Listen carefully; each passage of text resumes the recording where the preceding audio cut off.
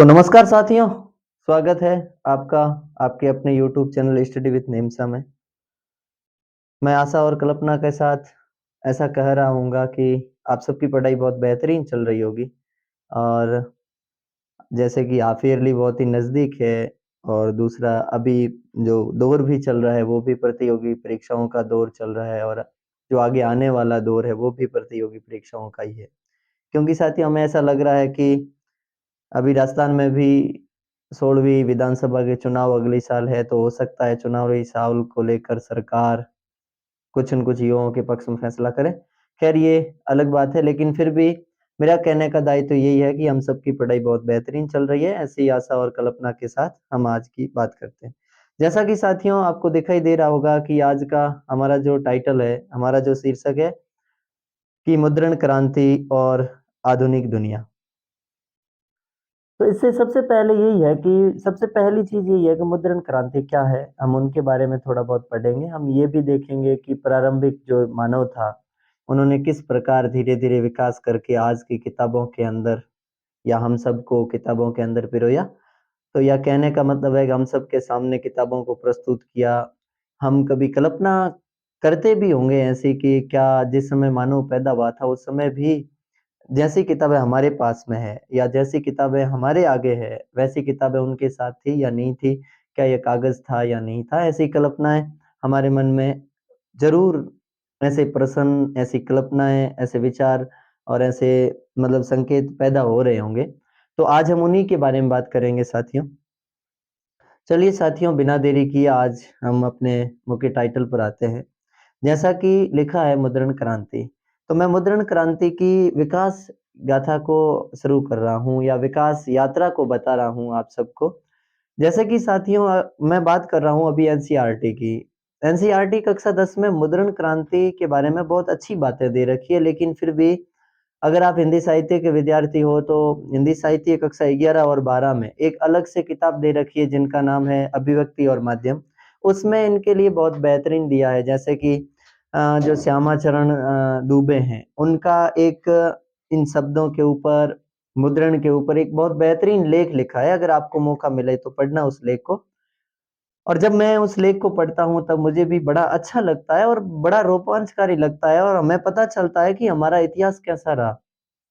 हमारी जो प्राचीन संस्कृतियाँ थी उन्होंने या हमारी जो प्राचीन बातें हैं, हमारे जो प्राचीन अनुभव है या हमारे जो प्राचीन मानव है, उन्होंने किस प्रकार कितनी मेहनत करके नई-नई चीज़ों का आविष्कार करके हमें एक ऐसा मार्ग प्रशस्त करके दिया जो हमारे लिए आसान है। उनके लिए ये मार्ग इतना आसान नहीं था। जैसे कि कहा जाता है साथियों की आवश्यकता ही आविष्कार की जननी है। तो हो सकता है कि जिस समय मानव पैदा हुआ था, उस समय मानव के सामने बहुत सारी आवश्यकताएँ थी और ज्यों-ज्यों वो आवश्यकताएँ उसे अधिक होती गई, त्यों-त्यों वो उन आवश्यकताओं की पूर्ति के लिए नए-नए आविष्कार करता गया और वही नए आविष्कार आज हम सबके लिए उपयोगी है, आज हमारे लिए कहीं न कहीं बेहतरीन है। साथियों समाचार पत्र से लगाकर किताब, पुस्तक, डायरी, चाहे घर में रंगीन कपड़े, कुछ ही किसी भी चीज़ की बात कर लो, चाहे किसी भी क्षेत्र में आप कभी चौराहे पर गए होंगे, आप कभी मतलब शहरों में घूमने के लिए गए होंगे, आप किसी महत्वपूर्ण पर्यटन स्थल पर गए होंगे। जहाँ भी हम देखते हैं वहाँ हमें कागज़ ज़रूर मिलता है, कागज़ पर लिखी हुई पंक्तियाँ ज़रूर मिलती है, तो ये सब उन्हीं की देन है। तो तब हमारे मन में ख़्याल ज़रूर आता है कि इसका विकास कैसे हुआ? क्या प्रारंभिक मानव, आदि मानव ने पैदा होते ही ये लिखना शुरू कर दिया? ऐसा नहीं है साथियों। साथियों जैसा कि मैं छोटी-सी बात करता हूँ आपको एनसीईआरटी से थोड़ा-सा परे ले जाता हूँ। हालाँकि है एनसीईआरटी की बात है लेकिन फिर भी 10th से थोड़ा परे ले जाता हूँ और बताता हूँ कि जिस समय मानव पैदा हुआ था, उस समय मानव इतना समझदार नहीं था। धीरे-धीरे उसके अंदर समझ विकसित हुई और ज्यों-ज्यों समझ विकसित हुई तो उसने सांकेतिक चिन्ह बनाए, जिन्हें चित्रलिपि कहते हैं या चित्रग्राफी कहते हैं जिन्हें। और वही चित्रग्राफी धीरे-धीरे ऑडियोग्राफी में परिवर्तन होती है और ऑडियोग्राफी का मतलब होता है जैसे कि हम मेसोपोटामिया सभ्यता में देखते हैं कि वहाँ ऑडियोग्राफी थी, व्यक्ति बोलते थे और उनका अनुसरण करते थे बोलने के बाद। और फिर हम पढ़ते हैं कि उनके बाद लोगोलिपि या लोगोग्राफी पैदा होती है, जिन्हें हम कूटीकृत कह सकते हैं या जिन्हें हम भाषा लेखन कह सकते हैं, जिन्हें हम शब्द लेखन कह सकते हैं। सबसे पहले संकेत आए हमारे सामने, संकेतों के बाद लोग धीरे धीरे बोलने लगे। मौखिक भाषा के बाद अगर मैं कहूँ तो लिखित भाषा आई, मेरा कहना, या फिर पहले संकेत, तो संकेत के बाद धीरे धीरे व्यक्ति बोलना सीखा। जैसे हम कैसे पढ़ते हैं कि हिंदुस्तान में 1913 की पहली जो फिल्म थी राजा हरिश्चंद्र, वो मूक फिल्म थी, अर्थात बोली नहीं गई थी, मैं कहूँ कि गूंगी फिल्म थी। और उसके बाद हम ये भी पढ़ते हैं कि 1931 में आलम आरा जो फिल्म थी वो पहली बोलती फिल्म थी। तो ऑडियो एक इसी प्रकार के, ऑडियो का मतलब है कि बोलना, और जो चित्रलिपि की बात कर रहे हैं हम, और वो चित्रलिपि इनका मतलब संकेत है। शुरुआत में क्या किया गया कि शब्दों का विकास क्रम नहीं हुआ था, अक्षरों का विकास क्रम नहीं हुआ था, तो आदि मानव संकेत करता कि ये संकेत इसका मान लिया जाएगा, ये संकेत इसका मान लिया जाएगा। फिर धीरे धीरे वो ओडियम आया, बोलना सीखा। जैसे कि संकेत में को मतलब एक सूर्य सूर्य बना दिया, एक गोल घेरा केवल और केवल सूर्य था। उसके बाद उसने सूर्य कहना शुरू कर दिया, या उसने मतलब कहने का मतलब है सूर्य के लिए बहुत सारे शब्दों का प्रयोग किया। तो उस समय केवल वो आग का गोला सूर्य नहीं रहा, जिस समय व्यक्ति बोलना शुरू हो गया। उस समय जैसे कि मैं एक उदाहरण वाक्य बोलूं कि प्रताप तो भानु की तरह प्रकाशमय है, मतलब महाराणा प्रताप है वो भानु की तरह प्रकाशमय है। इसका मतलब है कि वो साक्षात सूर्य तो वो नहीं हो सकते, लेकिन सूर्य नहीं है तो इसके साथ, इसका मेरा कहने का मतलब है या दायित्व यह है कि जो राणा प्रताप में गुण थे, वो गुण सूर्य से मिलते जुलते हैं, सूर्य के समान उसमें गुण थे, सूर्य के समान वो तेजस्वी है राणा प्रताप। तो इसीलिए तो यहाँ धीरे धीरे शब्दों का एक शब्द के बहुत सारे अर्थ होने लगे। उसके बाद जो लोगोग्राफी आई, उसमें हमने शब्दों को लिखना शुरू किया, जिसे शब्द लेखन भी कहा जा सकता है। फिर इन तीनों को मिलाकर धीरे धीरे हम एक ऐसी भाषा का विकास करने लगे, और भाषा का विकास करने के बाद आदि मानव भी ये सोचते होंगे कि आगे आने वाली पीढ़ियां इन बातों को याद रखने के लिए, तो इन बातों के लिए सर्च करेगी या इन बातों को ढूंढेगी, तो उन्होंने अपनी बातों को जीवित रखने के लिए मतलब पेड़ों के पत्तों पर लिखना शुरू किया, पत्थरों पर लिखना शुरू किया, क्योंकि उस समय कागज नहीं था। उसके बाद कागज का निर्माण होता है साथियों। कागज के निर्माण की बात करूं तो मैं कागज का निर्माण चीन देश में होता है। कागज का आविष्कार कहाँ होता है? कागज का आविष्कार, कागज का आविष्कार होता है चीन में। और कब होता है साथियों? जैसा कि श्यामाचरण दुबे जी बता रहे हैं कि कागज का आविष्कार 105 ईस्वी में होता है, और कहाँ होता है? चीन में। और करने वाला कौन है? साइलून। क्या नाम है व्यक्ति का? साइलून एक चीनी व्यक्ति है, उसने क्या किया? कागज का आविष्कार किया। कब किया साथियों? 105 ईस्वी में। तो सबसे पहला क्वेश्चन यही है कि कागज का आविष्कार किस देश में हुआ? तो चीन में हुआ। और कब किया? 105 ईस्वी में किया। और किसने किया? तो साइलून ने किया। अब साथियों जो 5वीं शताब्दी तक है वो कहीं न कहीं कागज चीन में ही घूमता रहा, आगे नहीं गया। कहने का मतलब है कि चीन में ही कागज का एक स्थान से दूसरे स्थान पर धीरे धीरे विकास होता रहा। चीन भी कोई छोटा देश नहीं है, बहुत बड़ा देश है, और चीन एशिया का ही एक हिस्सा है। उसके बाद फिर 7वीं शताब्दी तक आते आते कागज चीन से आगे बढ़कर जापान गया, और वहां पर बौद्ध भिक्षुओं के द्वारा, चीन से जो बौद्ध भिक्षु जापान गए, और बौद्ध भिक्षुओं ने क्या किया? जापान में कागज का मतलब, कहने का मतलब है कि जापान में कागज को लेके गए और वहां इनके बारे में बताना शुरू किया। और कहा जाता है कि पहली बार जापान में मलबरी नाम करके पेड़ है, मलबरी पेड़ के अवशेष से या मलबरी पेड़ से उन्होंने क्या किया? कागज का निर्माण किया। हालांकि जो साई लून ने पहली बार कागज का निर्माण किया, इसने भी पेड़ की लुगदी को साथ में लिया, पेड़ों की छालों को साथ में लिया, फटे पुराने कपड़ों को साथ में लिया, यहाँ तक कि इसने जो मछलियां पकड़ने के लिए जो पुराने जाल थे, या जो मेरा कहने का मतलब है जो खराब हो चुके थे, जो अभी उपयोगी नहीं थे, उनको भी मिलाकर उन सब की लुगदी बनाकर कागज का आविष्कार किया।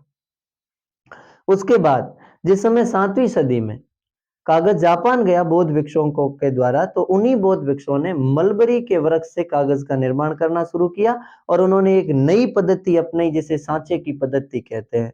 मतलब है कि लकड़ी से अक्षरों के सांचे बनाए गए और उनके माध्यम से किताबें छपने लगी।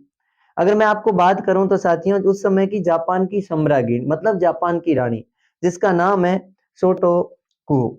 जापान की सम्राज्ञी का नाम क्या है? जापान की सम्राज्ञी। नाम है सोटोकू। सोटोकू। और इस जापान की साम्राज्ञी ने क्या किया, सोटोकू ने, इन्होंने लगभग 10 लाख पत्र छपवाए, प्रार्थना पत्र छपवाए, और किनसे, सांचों से निर्मित। और उन 10 लाख प्रार्थना पत्रों को लोगों में बंटवाया गया, लोगों को दिया गया, ताकि लोगों में धीरे धीरे इस चीज की मतलब चेतना बढ़े, लोगों को इसकी जानकारी प्राप्त हो। और इसे इतना काम करवाने में लगभग 6 वर्ष का समय लगा। इसके बाद साथियों धीरे धीरे कागज आगे बढ़ता है, और फिर चीन से होते हुए कागज अपने जो जापान जाता है, जापान से होते हुए कागज जर्मनी जाता है, और वहीं गुटेनबर्ग में आप सब जानते हैं कि कागज के लिए एक नई चल टाइप विधि का आविष्कार होता है, और उन्हीं चल टाइप विधि के जरिए ही मुद्रण क्रांति का आविष्कार होता है। कहने का मतलब है मुद्रण को तेज गति प्राप्त होती है। वैसे सामान्य अर्थ का मतलब होता है कागज पर जो छपे अक्षर है, उन जो अक्षरों को छापना क्या कहलाता है, मुद्रण कहलाता है। चाहे वो चित्र है, चाहे वो अक्षर है, चाहे कुछ भी। तो खैर साथियों, हमारी छोटी या जो मुख्य मुख्य बात तो ये है। अब हम बात करते हैं कि जो कागज में, जो चीन का आविष्कार कागज में हुआ, या माफ कीजिएगा, जो कागज का आविष्कार चीन में हुआ, उनकी विकास यात्रा क्या है, वो कैसे आगे बढ़ा, कागज चीन से यूरोप कैसे गया, उनके बारे में भी बात करेंगे। और यूरोप के जर्मनी में गुटेनबर्ग नामक व्यक्ति ने क्या किया, क्या नहीं किया, इन सब बातों की ओर थोड़ा सा हम ध्यान देंगे। इससे पहले साथियों कि 700 लगभग 68 से 70 के आसपास ऐसा हुआ कि सांचे वाली पद्धति की स्थापना हुई। उसके बाद मुद्रण क्रांतियां की गई। 864 तक आते आते दुनिया की पहली किताब छापी गई, और उस किताब का नाम था डायमंड सूत्र। याद रखना साथियों कि सांचे के माध्यम से दुनिया की जो पहली किताब छापी गई वो कौन सी थी, वो 864 ईस्वी में छापी गई। और कौन सी पद्धति से, सांचे वाली पद्धति से ही मुद्रण, मतलब जो लकड़ी के जो मतलब कहने का मतलब लकड़ी थी, लकड़ी को खोद कर उनमें सांचे बनाए गए अलग अलग अक्षरों के, और उन सांचों के माध्यम से मुद्रण किया गया किताबों के ऊपर या कागजों के ऊपर मुद्रण किया गया। और वो पहली किताब 1864, माफ कीजिए 864 में बनी, 864 ईस्वी में, और उस किताब का नाम था, क्या नाम था साथियों, डायमंड सूत्र। तो 864 में निर्मित या सांचे वाली पद्धति से निर्मित,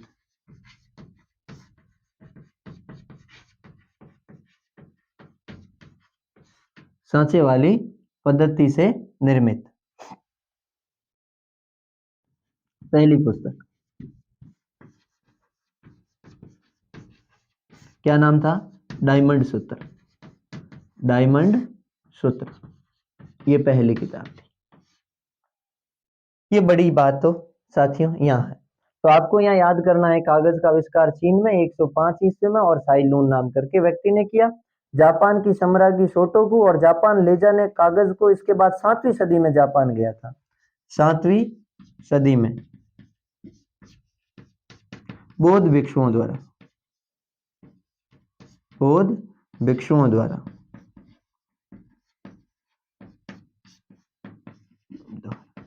किसके द्वारा, बौद्ध भिक्षुओं के द्वारा कागज को कहां ले जाया गया, जापान में। और कौन से पेड़ से, मलबरी के पेड़ से, मलबरी पेड़ से कागज का निर्माण, कागज का निर्माण, मलबरी के पेड़ से कागज का निर्माण। फिर साथियों धीरे धीरे शताब्दी आती है, वो आती है 14वीं, 1400 से लगा के 1468 के मध्य, लगभग मैं ऐसा कहूं आपको कि 1430 के दशक या 1430 के बाद के दशक में, जो 1431 से लगाकर 1440 तक है, मतलब है कि 1448 से पहले पहले एक ऐसी क्रांति का आविष्कार हुआ, एक मुद्रण, ऐसी मुद्रण क्रांति आई जिस विधि का नाम था, या एक ऐसी विधि आई जिस विधि का नाम था चल टाइप। और उसी चल टाइप विधि ने पूरी दुनिया को किताबें दी। 15वीं शताब्दी की बात कर रहा हूं मैं। और वो चाइल्ड टाइप विधि के माध्यम से पहली बार फिर धीरे-धीरे प्रयास किया गया। फिर हम इनके बाद में पढ़ेंगे ये भी कि उनकी जो पहली पुस्तक है वो कौन-सी है। चाइल्ड टाइप विधि के द्वारा ही इसकी खोजकर्ता इसका श्रेय जाता है वो जाता है योहान गुटेनबर्ग को। योहान गुटेनबर्ग एक जर्मनी का व्यक्ति है एक जर्मनी का व्यक्ति है जर्मनी के स्ट्रेसबर्ग शहर का रहने वाला है। उनके पिताजी एक व्यापारी है। उन्होंने बचपन में ही तेल से या ऐसा तेल से संबंधित मशीनों का काम किया था। उसने पहले ही प्रेस से संबंधित काम किया था। तो फिर उसके मन में एक नया विचार आया कि क्यों नहीं मुझे एक ऐसी मशीन का निर्माण करना चाहिए जिससे कि कागज पर जो मुद्रण हो वो फटाफट या तुरंत हो जाए या जल्दी हो जाए। तो ऐसा बताया जाता है साथियों कि जब मैं पढ़ता हूँ तो बड़ा इंटरेस्टिंग लिखा हुआ है, बहुत अच्छा रुचिपूर्ण लिखा हुआ उसमें कि उन्होंने जो पहली बार जिस चल टाइप विधि के माध्यम से जो पहली किताब बनाई वो उस किताब का नाम था बाइबिल कुरान। जो बाइबिल है वो सबसे पहले लिखी गई उसके द्वारा और उसका नाम ही दिया गया गुटेनबर्ग बाइबिल। जो दुनिया की सबसे पहली अगर मैं ऐसी बात करूं कि दुनिया की सबसे पहली या दुनिया की सबसे प्राचीनतम चल टाइप विधि से लिखी जाने वाली किताबों में से एक है। उस किताब का नाम है अपने कुरान माफ कीजिएगा गुटेनबर्ग बाइबिल। और उस गुटेनबर्ग बाइबिल में क्या-क्या है? वो गुटेनबर्ग बाइबिल लगभग 428 पंक्तियों में है विभाजित है। 428 पंक्तियां हैं उसमें। 180 पेज है उसमें। प्रतियां है उसकी 180 प्रतियां। और जिनमें से अब सारी की सारी प्रतियां तो नहीं रही है लेकिन 50 प्रतियां आज भी है जो गुटेनबर्ग ने छापी थी। वो गुटेनबर्ग के द्वारा छापी गई जो बाइबिल है वो आज भी है। और उसके बाद धीरे धीरे जैसा हम सब जानते हैं हम ये भी जानते हैं कि हमारे यहाँ पर अगर एक बात होती है आज भी मीडिया एक बात हमें बताता है तो हम उस बात को आग की तरह खबर को फटाफट फैला देते हैं। तो ऐसा का ऐसा पहले मीडिया तो नहीं था लेकिन फिर लोगों में कागज के प्रति जागरूकता आई। लोगों ने लिखना शुरू किया। किसी ने रुचि के लिए लिखा, किसी ने अपने मनगढ़ंत कहानियां लिखी, किसी ने अपने विचारों को लिखा, किसी ने मनोरंजन तरीके से लोगों को मनोरंजन करवाने के लिखा, लेकिन सब ने मिलकर लिखना शुरू किया। हम पढ़ते हैं कि 17वीं सदी तक आते आते अमीर घरों की महिलाओं ने भी लिखना और पढ़ना शुरू कर दिया। ये हमें मुद्रण क्रांति बताती है। और यहाँ तक कि 19वीं शताब्दी तक आते-आते मुद्रण क्रांति ने पूरे दुनिया के चेहरे को ही बदल दिया। हम ये पढ़ते हैं कि 16वीं शताब्दी तक दुनिया में लगभग या यूरोप में लगभग 2 करोड़ किताबें छापी गई। और 17वीं शताब्दी तक आते-आते वो 2 करोड़ किताबों की बढ़कर उनकी संख्या हो गई थी 20 करोड़। तो हम कह सकते हैं कि किस प्रकार एक मुद्रण क्रांति ने पूरी दुनिया को बदल दिया। पूरी दुनिया के विचारों को बदल दिया। पूरी दुनिया में एक नए वर्ग का उदय किया जिसे नवीन वर्ग के नाम से जान सकते हैं। हम कभी-कभार पढ़ते हैं कि जैसे आजादी के आंदोलनों में भी हम भारत या 1857 की क्रांति पढ़ते हैं या हमारा स्वाधीनता संग्राम पढ़ते हैं। उस समय भी हम जरूर ये बात करते हैं कि मध्यम वर्ग का उदय। हम ये भी पढ़ते हैं समाचार पत्रों का उदय। और यहाँ तक कि 1757 के बाद तो हम कभी-कभार ये भी बात करते हैं कि मुद्रण क्रांति ने कहीं न कहीं हमारा बहुत सहयोग किया। बहुत साथ दिया जिसके कारण हम अंग्रेजों की नीतियों को जान पाए।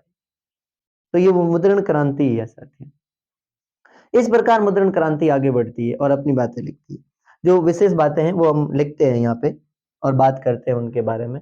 तो जैसा कि कागज का आविष्कार चीन में 105 ईस्वी साई लून ने किया था और 7वीं शताब्दी में ये जापान पहुंचा था कागज बौद्ध भिक्षुकों के द्वारा। और फिर उन्होंने अपने आगे आगे मलबरी के वृक्ष के कागज का निर्माण करवाया और उन्होंने अपने किताबें छापनी शुरू की। अगर मैं बात करूं दुनिया की पहली उपस्थित किताब, पहली दुनिया की पहली अभी साक्ष्य के तौर पर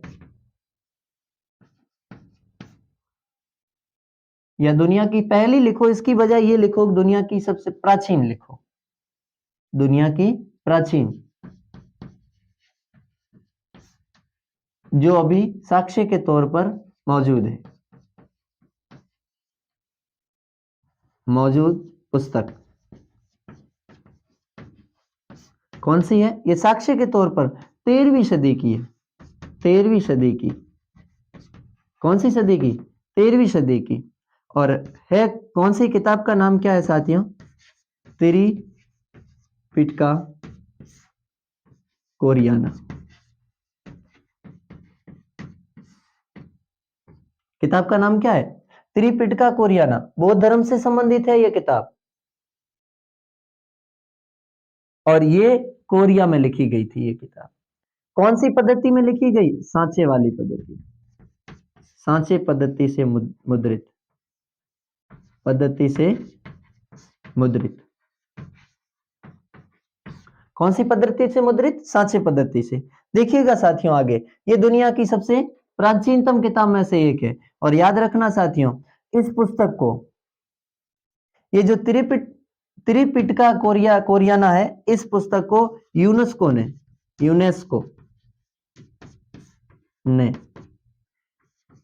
2007 में, कब? 2007 में मेमोरी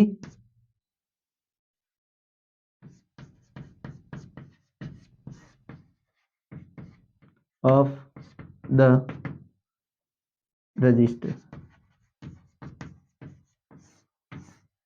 यूनेस्को ने 2007 में इसे क्या किया? एक उनकी शाखा चलती है अलग, और उस शाखा का नाम क्या है साथियों? यूनेस्को की शाखा का नाम यूनेस्को की एक अलग शाखा है, और उस शाखा में एक, जिस शाखा का नाम है memory of the world register. Memory of the world register में इसे क्या किया गया? दर्जा दिया गया, ताकि आगे आने वाली दुनिया को ये पता चले, दुनिया को दिखाया जा सके कि हमारे पास मौजूदा सबसे प्राचीन किताब ये है, और उसको महत्व दिया जा सके, क्योंकि इसने हमें दुनिया को जानने में बहुत महत्वपूर्ण भूमिका निभाई है इसने, और हमें बहुत जानकारी दी, इसलिए इसकी सुरक्षा यूनेस्को ने अपने हाथ में ली 2007 में। कौन सी अपनी संस्था में? Memory of the world register में लिखा है इसका नाम, यूनेस्को का त्रिपिटका कोरियाना किताब का नाम है। और इसे दूसरा कहीं पढ़ोगे आप तो इसे ये भी कहा जाता है, किसी एक किताब में ये भी लिखा है कोरियाई धार्मिक युद्ध के नाम से, या कोरियाई धार्मिक पुस्तक। कैसी पुस्तक थी? कोरियाई धार्मिक पुस्तक। ये भी साथियों आपको क्या करना है? याद रखना है। अब जब हम इससे आगे बढ़ते हैं और उसमें हम बात करते हैं कि दुनिया की ऐसी किताब, दुनिया की ऐसी किताब जो चल टाइप विधि से निर्मित है, मुद्रण से निर्मित है, मतलब गुटेनबर्ग से है, तो वो पहली किताब अगर मान लो, या सबसे प्राचीन किताब मान लो, तो वो कौन सी है? चल टाइप। मैं यहां लिख देता हूं चल टाइप। और चल टाइप से मुद्रित पहली पुस्तक या प्राचीन पुस्तक जो भी है, वो कौन सी है? चल टाइप से मुद्रित पहली पुस्तक है, वो है गुटेनबर्ग बाइबिल। कौन सी है? Gutenberg Bible. याद रखिएगा साथियों। अब हम बात करते हैं कि जो गुटेनबर्ग बाइबिल है, कौन सी किताब? Gutenberg Bible. ये गुटेनबर्ग बाइबिल पुस्तक अपने आप में बहुत महत्वपूर्ण है। क्यों? क्योंकि इस पुस्तक के आने के बाद धीरे धीरे लोगों में विचार पैदा हुआ। उस समय के धर्म की जो बातें थी, उस धर्म की बातों में कहां कहां कमियां आई, उस कमियों को निकालने की बात लोग धीरे धीरे समझने लगे। और दूसरी बात हम ये भी देख सकते हैं कि इसी में अपने, अगर मैं बात करूं, हमने देखा है या हमने पढ़ा है कि ईसाई धर्म में भी मार्टिन लूथर जैसे व्यक्तियों ने कैथोलिक ईसाइयों का विरोध किया। उन्होंने यहां तक कि मुद्रण क्रांति के जरिए ही ऐसे पैम्पलेट छपवाए, ऐसे प्रार्थना पत्र छपवाए, कम से कम 10,000, और उनके ऊपर लिखा, विरेनबर्ग क्षेत्र है जर्मनी का, वहां जो अपने, मैं नाम लूं अपने मार्टिन लूथर का, उन्होंने चर्च को कहा था कि आप मेरे साथ शास्त्रार्थ करिए ईसाई धर्म के बारे में, कैथोलिक के बारे में। और उनका इतना विरोध हुआ, या उनके जो मुद्रण का इतना ही प्रभाव पड़ा, उनका विरोध तो हुआ ही, लेकिन इसके साथ ही इतना प्रभाव पड़ा कि कैथोलिक या जो ईसाई धर्म है वो दो भागों में विभाजित हो गया। एक भाग कैथोलिक जो प्राचीन भाग, और नवीनतम भाग कौन सा हो गया? प्रोटेस्टेंट। ये उनका मतलब उनके द्वारा ऐसा किया गया, या उनके द्वारा, ये सब किसकी बदौलत? ये सब मुद्रण क्रांति की बदौलत। चलिएगा साथियों, हम थोड़ा सा पीछे की ओर से जो हमने अभी बात की उसके बारे में लिखते हैं। गुटेनबर्ग, पूरा नाम लिखें अगर तो योहान गुटेनबर्ग ने 1430 के बाद के दशक में चल टाइप मुद्रण मशीन का, या चल टाइप मुद्रण, या फिर लिख दो प्रिंटिंग प्रेस मशीन का आविष्कार किया।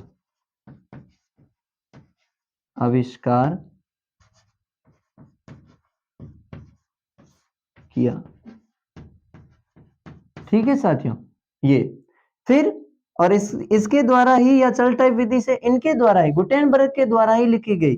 और ये कहाँ के थे? तो इनका अगर तो पहले लिख दिया जाए, इनके द्वारा रचित, मतलब पहली पुस्तक मैं ऐसे कर दूं, पहली पुस्तक जो गुटेनबर्ग ने लिखी उसका नाम था गुटेनबर्ग बाइबिल।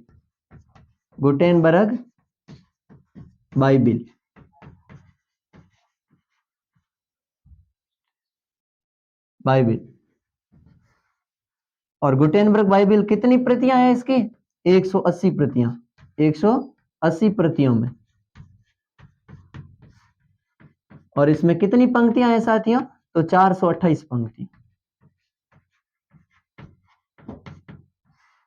और इन्होंने जो प्रिंटिंग प्रेस है, जो चल टाइप वाली विधि है, उसमें लगभग जो रोमन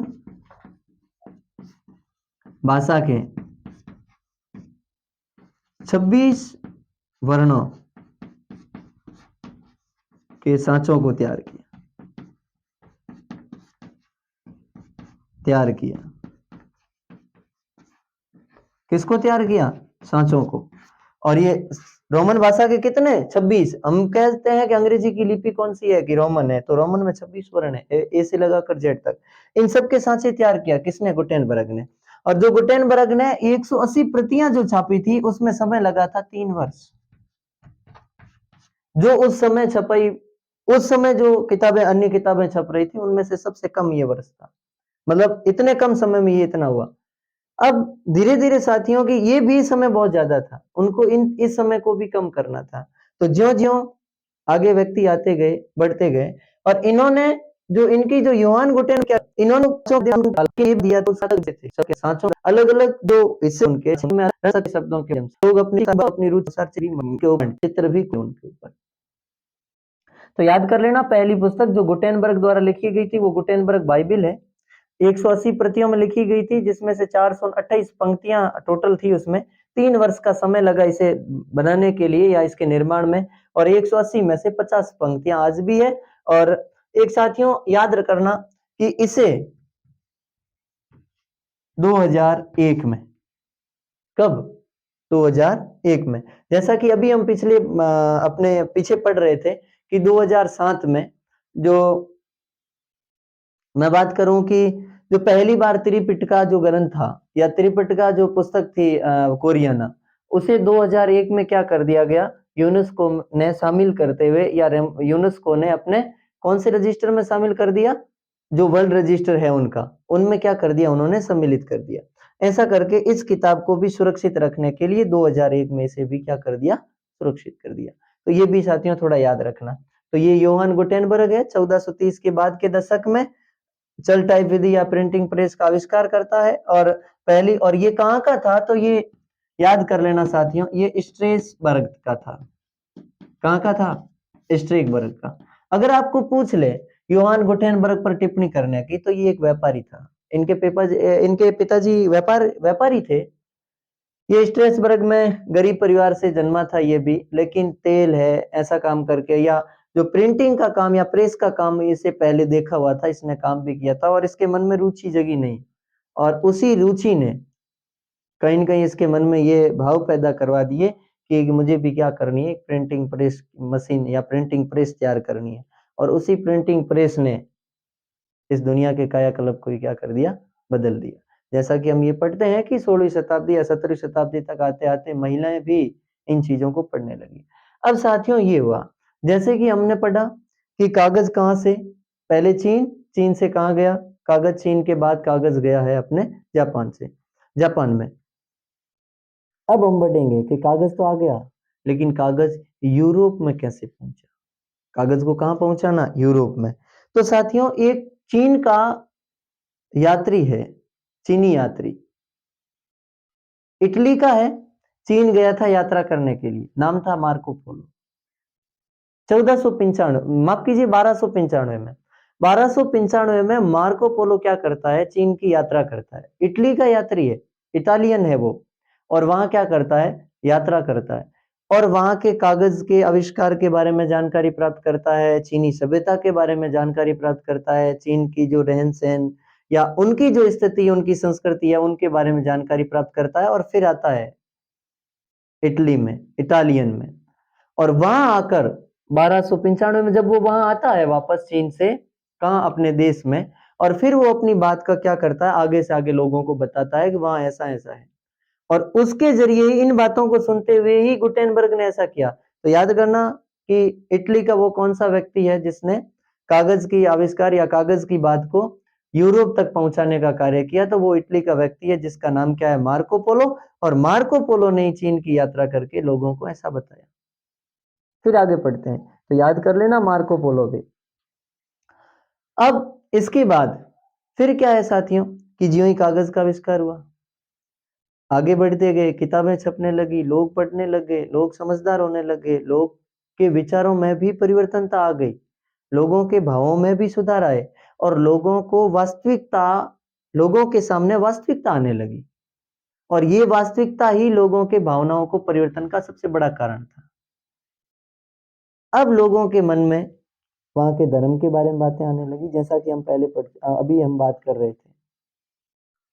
17वीं शताब्दी तक ये बातें चारों ओर फैलने लगी, मुद्रण आविष्कार तेजी से आगे बढ़ने लगा, छापे खाने स्थापित होने लगे।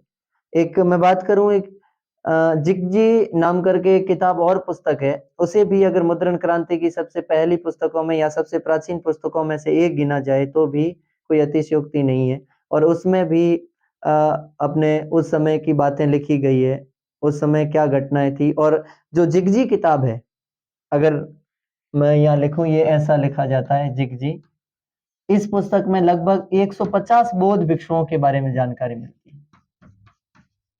बौद्ध भिक्षु, कितने भिक्षु, 150। और ये बौद्ध भिक्षु कहाँ के हैं, ये बौद्ध भिक्षु है चीन के, कोरिया के, भारत के, इन सब में मिलाकर 150 बौद्ध भिक्षुओं की जिन जानकारी देने वाली अगर कोई पुस्तक है तो वो कौन सी है, वो है जिगजी किताब है। अब साथियों इसके बाद हम जिस समय धीरे धीरे आगे बढ़े, यूरोप में मुद्रण आया, उसके बाद हमने ये पढ़ा कि गुटेनबर्ग में प्रिंटिंग प्रेस का आविष्कार हुआ और गुटेनबर्ग ने किया। उनके बाद धीरे धीरे किताबों में वृद्धि हुई, किताबें ज्यादा से ज्यादा छपने लगी। जैसा कि हमने अभी पढ़ा है कि 15वीं शताब्दी में ये किताबें 2 करोड़ थी, और जो 16वीं शताब्दी तक आते आते 20 करोड़ तक पहुंच गई। और जो ये चल टाइप विधि है, या जो चल टाइप प्रिंटिंग प्रेस है, इसको मूवेबल टाइप प्रिंटिंग मशीन भी कहा जाता है।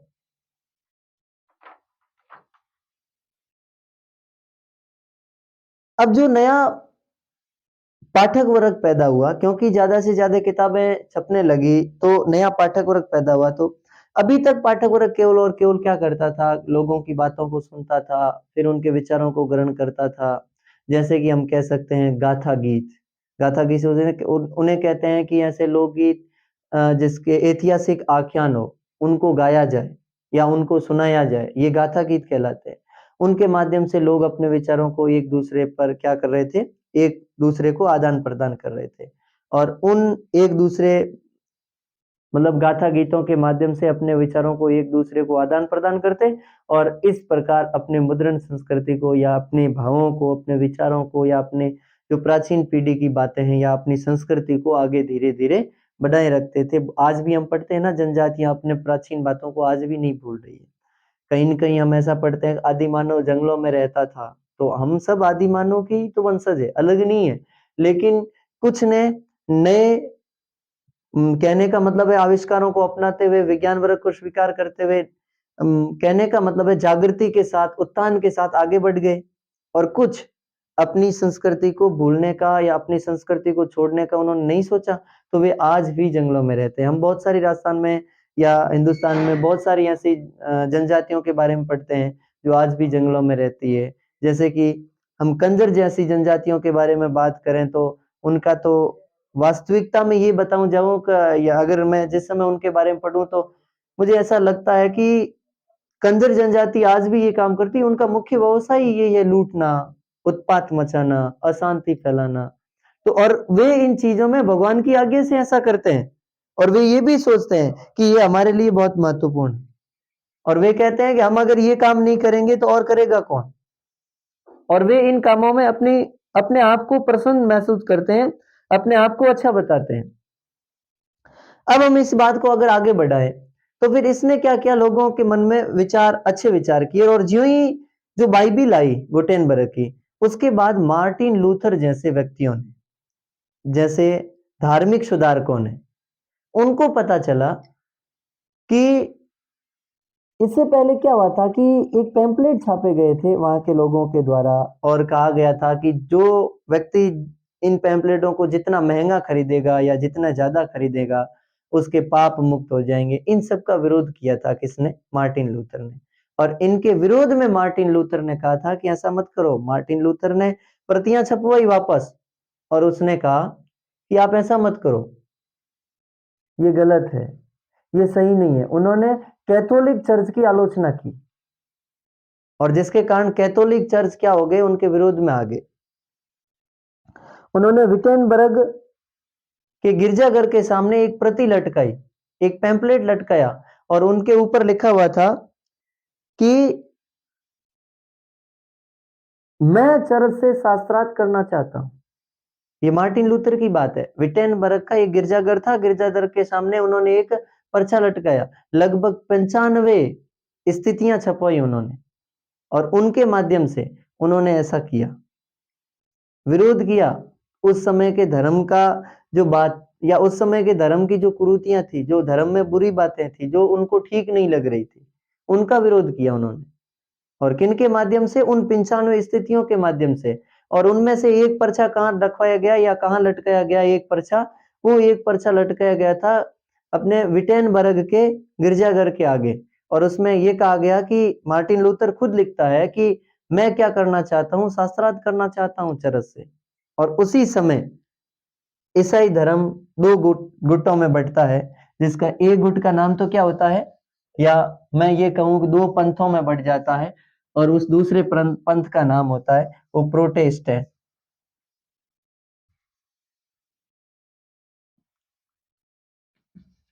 कैथोलिक चर्च का विरोध किसके द्वारा? मार्टिन लूथर के द्वारा। मार्टिन लूथर के द्वारा।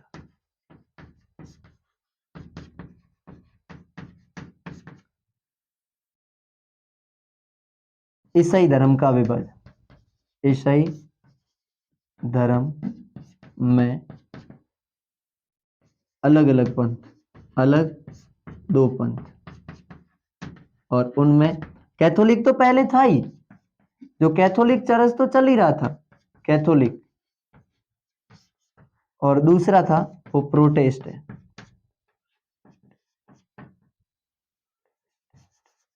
प्रोटेस्टेंट ये ईसाई धर्म, और इसका अनुयायी था, इसका सदस्य कौन था? Martin Luther. Martin Luther. और मार्टिन लूथर ने यहां तक कहा है, उन्होंने कहा है कि मुद्रण क्रांति मेरे लिए ईश्वर का तोहफा है, इससे बड़ा कोई आविष्कार हो नहीं सकता। ये कहा था किसने? मार्टिन लूथर ने। फिर मार्टिन लूथर का विरोध किया गया, लेकिन पुस्तकें ऐसा बताती है कि मार्टिन लूथर के द्वारा जो लोगों को जागृत करने के लिए जिन चीजों के बारे में बताया गया, जो जिन धर्म सुधारों के बारे में बताया गया, जिन कुरीतियों को या जिन बुराइयों को कैथोलिक चर्च, मतलब जिन बुराइयों को लेकर उन्होंने कैथोलिक चर्च का विरोध किया, उसकी बात को कम करने के लिए या उसकी बात को दबाने के लिए उन्होंने जो पर्चे छपवाए, उनकी प्रतियां बहुत ही जल्द लोगों के पास चली गई, और आवश्यकता हुई कि उसे 5,000 और प्रतियां छपवा कर बांटनी पड़ी लोगों को, और उसने दिया। इसीलिए उसने कहा ये मेरे लिए सबसे बड़ा तोहफा है, अन्यथा वो ऐसे नहीं कहता। अब साथियों, धीरे धीरे ये बात किसान वर्गों तक पहुंच गई, और लोगों ने क्या करना शुरू कर दिया? विरोध करना शुरू कर दिया। किसका? ईसाई धर्म का। और फिर मुद्रण का प्रतिरोध करना शुरू किया। साहित्य बहुत सारे लिखे गए, यहां तक कि 16वीं शताब्दी में इटली का एक किसान जिसका नाम था मैनोकियो, कब की बात है? 16वीं सदी। 16वीं सदी, इटली का एक किसान, इटली का एक किसान, नाम क्या? मैनोकियो।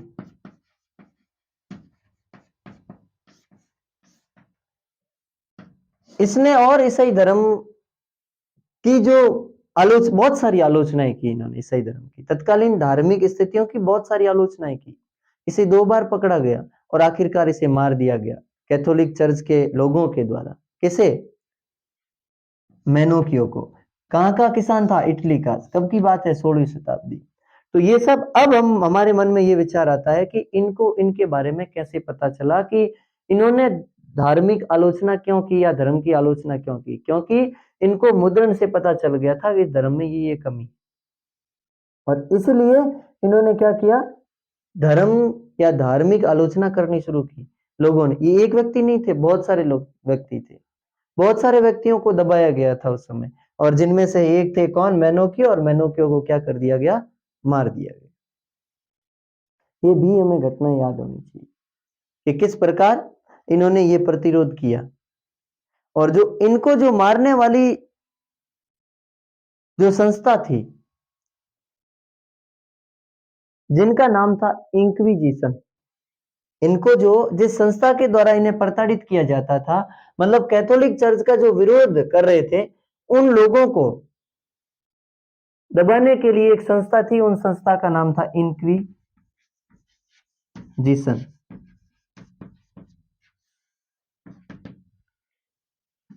धार्मिक विरोधी या धर्म विरोधी लोगों को दंडित करने वाली संस्था,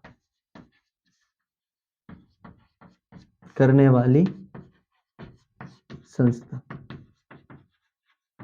इनका नाम क्या था? इंक्विजिशन।